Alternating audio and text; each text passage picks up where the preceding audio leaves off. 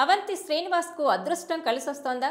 నిన్నటి వరకు భీమిలి టికెట్ అవంతికి దక్కదన్న ప్రచారానికి ఇప్పుడు తెరపడిందా? అవంతికి భీమిలి టికెట్ ఇచ్చేందుకు జగన్ డిసైడ్ అయ్యారా? నిత్యం జనంలో ఉంటూ తనపై వ్యతిరేకతను తగ్గించుకోవడంలో అవంతి సక్సెస్ అయ్యారా? Watch this R24 special.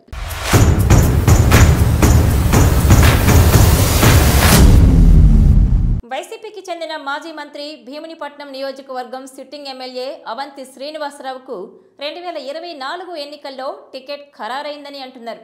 ఆయనకు టికెట్ ఇవ్వరని మొదట్లో ప్రచారం జరిగినా ఆయన ప్లేస్లో ఎవరికివ్వాలని తర్జన భర్జనలు జరిగినా చివరికి అవంతి వద్దకే వచ్చి జగన్ ఆగడం ఆయనకు రాజకీయ అదృష్టమే అని అంటున్నారు.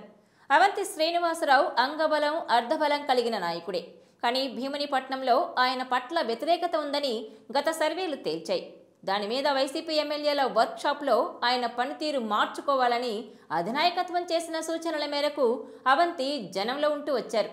అవంతి ప్రతినిత్యం జనంలో ఉండడం వల్ల గ్రాఫ్ అయితే బాగానే పెంచుకోగలిగారట.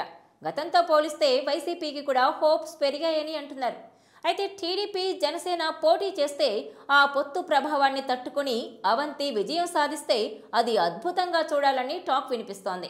ఇవన్నీ పక్కన పెడితే టీడీపీ జనసేన రెండూ కలిసినా ఆ పార్టీల మధ్య పొత్తు సాఫీగా సాగకపోతే, ఓట్ల బదిలీ జరగకపోతే అది అవంతికే ప్లస్ అయ్యే అవకాశం ఉందని అంటున్నారు. భీమిలిలో కాపులతో పాటు పెద్ద సంఖ్యలో బీసీలు కూడా ఉన్నారు. ఈసారి సీటు కోసం బీసీలు కూడా ప్రయత్నం చేస్తున్నారు.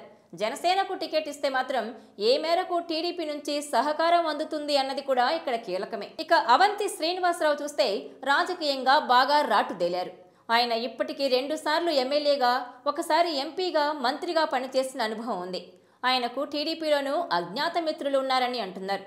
దాంతో ఆయన తనదైన రాజకీయ చాణక్యంతో ఈసారి నెట్టుకొనొస్తారని కూడా అనుచరులలో ధీమా ఉందట.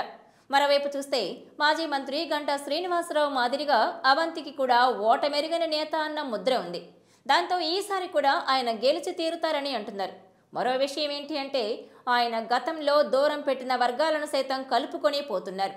ఆయన రాజకీయ విమర్శలు తగ్గించి తన గెలుపు కోసం సైలెంట్గా బాటలు వేసుకుంటున్నారు. ఇటీవల తాడేపల్లికి చాలా మంది ఎమ్మెల్యేలకు పిలుపొచ్చినా అవంతికి మాత్రం రాలేదు. పైగా ఆయన కుమారుడికి వైసీపీ యూత్ వింగ్లో కీలక పదవి దక్కింది. దీన్ని బట్టి చూస్తే అధినాయకత్వం ఆశీస్సులు పూర్తిగా ఆయనకున్నాయని అంటున్నారు. మొత్తం మీద చూస్తే అవంతికి రాజకీయంగా అదృష్టం ప్రతిసారి కలిసి వస్తోంది. ఈసారి కూడా ఆయన గెలిచి భీమిలిలో గత 2 దశాబ్దాలలో వరుసగా గెలిచిన తొలి ఎమ్మెల్యేగా రికార్డ్ క్రియేట్ చేస్తారని అనుచరులు ధీమా వ్యక్తం చేస్తున్నారు. చూడాలి మరి అవంతి అదృష్టం ఎలా ఉందో.